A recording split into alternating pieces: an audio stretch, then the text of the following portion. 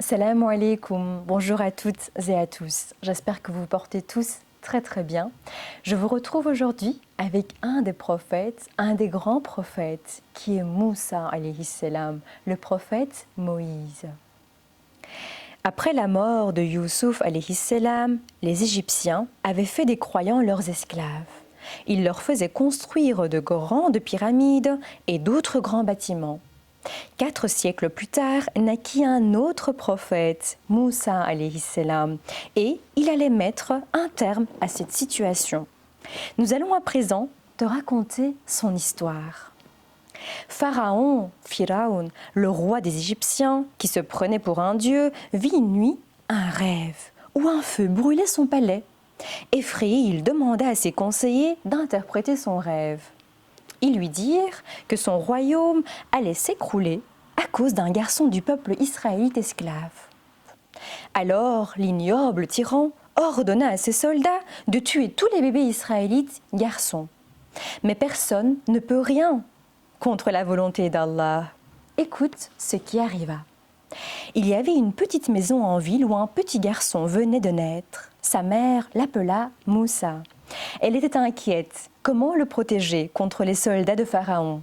Allah lui inspira alors l'idée de placer le bébé dans un panier en forme de coffre et de le déposer sur le fleuve. Or, le panier, poussé par les flots, arriva jusqu'aux rives du palais de Pharaon. Le petit Moussa allait-il être tué? Non, car les domestiques le découvrirent et l'amenèrent à leur maîtresse, Assia, la femme de Pharaon, qui était une femme douce et très gentille.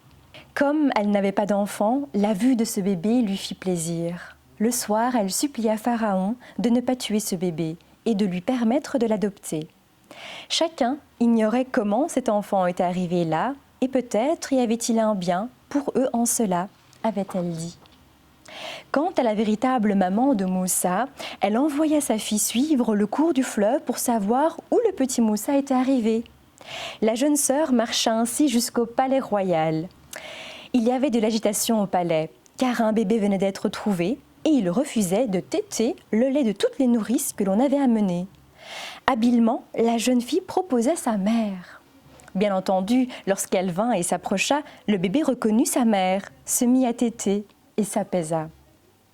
Ainsi, Allah, dont la douceur est grande, avait rendu l'enfant à sa mère, qui devint sa nourrice à l'intérieur du palais. Et Allah est le meilleur des guides et le meilleur protecteur. Moussa grandit et devint un jeune homme sous l'œil attendri des deux mères, sa propre mère et la femme de Pharaon. Cependant, étant adulte, il fut un jour témoin d'une bagarre entre un Israélite et un Égyptien. Et lorsqu'il voulut les séparer, il poussa violemment l'un d'eux qui se tua en tombant sur une pierre. Moussa demanda aussitôt pardon à son Seigneur et il était effrayé de ce qu'il avait fait sans le vouloir. Aussi, craignant d'être arrêté, il s'enfuit vers le désert, demanda à Allah de guider ses pas. Il voyagea pendant longtemps. Enfin, Moussa arriva à Madian, la ville de Jordanie, où quelque temps auparavant, Dieu avait envoyé le noble prophète arabe Chouaïb, que la paix soit sur lui, pour les guider. À cette source, il put boire et se reposer. Il remarqua alors 2 jeunes filles à l'écart avec leurs troupeaux. Elles attendaient que les bergers aient fait boire leurs bêtes pour s'approcher. Naturellement, Moussa leur proposa son aide et fit boire le troupeau à leur place, et elles purent retourner plus tôt chez leur père. S'étonnant de voir ses filles rentrer plus tôt, elles lui racontèrent ce qu'il s'était passé. Ils invita alors Moussa pour le remercier et lui offrir de quoi manger et un endroit pour dormir. Les 2 hommes devinrent amis. Moussa resta auprès de lui comme berger et épousa l'une de ses 2 filles. Moussa resta ainsi dans la ville de Médiane durant 8 à 10 ans.